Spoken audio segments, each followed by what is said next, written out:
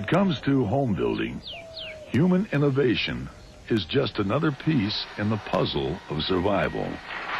For people, survival of the fittest may really be survival of the most innovative. Recycled paper, there's a little bit of dirt in here, used as a binder. Just about every kind of animal builds a home, whether it's a nest or a den or a castle. Every critter needs a place where they feel protected. But out of all animals, I'm willing to venture that nobody else builds as many different kinds of homes as people do.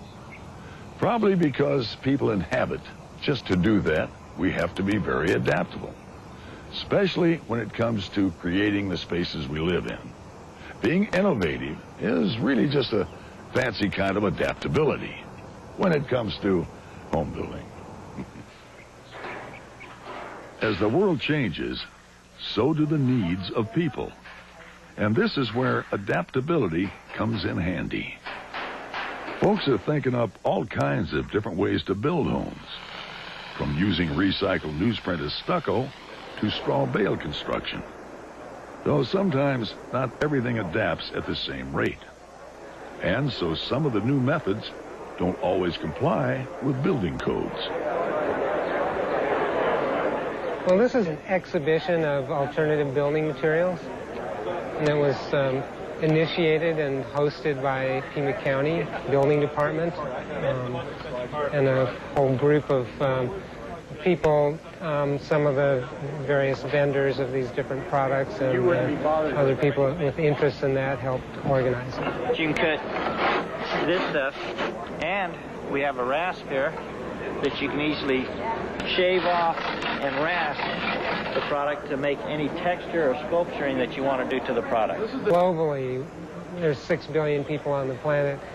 Clearly, we don't have the resources or the environmental capacity to absorb the impacts that would result from everyone building in resource and waste-intensive ways that we're typically building. There's a real need for a shift, and one of the interesting things with that is that building officials are actually in an extraordinarily critical, excellent position to either be barriers to the kinds of changes that need to happen or to be facilitators of those changes. It's a straw. Basically is recycled paper. There's a little bit of dirt in here, used as a binder. Eventually it'll be used, hopefully, as a building material. In the modern world, most folks live in homes that other people have built. But some people find a method of home building so inspirational, they have to try it out themselves, like this homeowner, who will live in the home he builds.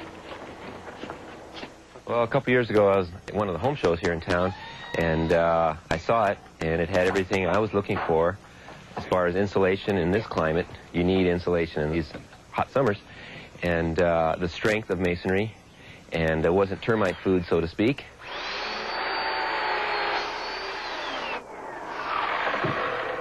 So I investigated further, and it's pretty much competitive with the masonry as far as I'm concerned. It's called Rastra. It's recycled styrofoam and cement used together. The styrofoam is recycled, of course, and ground up into small particles, and is cast in with cement, mixed together, poured into a mold, and it makes this system.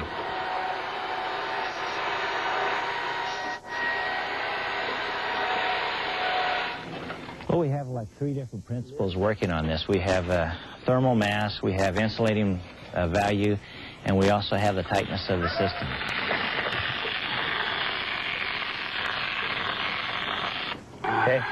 Okay.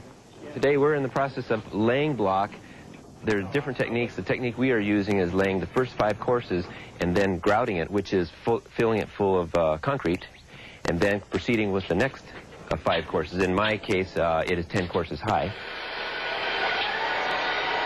And it consists of basically hoisting the blocks, which weigh about 150, the smaller ones 150 pounds each, hoisting them up and aligning them and adhering them with the glue.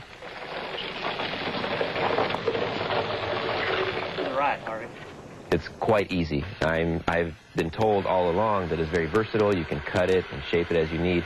But until you start doing it yourself and see for yourself, you're not convinced, and now I am convinced.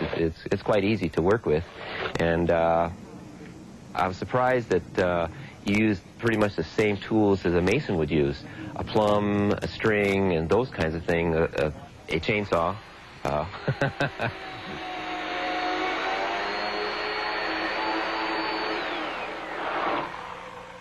My main concern, it's no different than building with any building material, that I remembered in time to include all the features I want to in the walls, the electrical ports, coax, computer hookups, those kinds of things, because once you pour the concrete, it's cast in concrete, so to speak.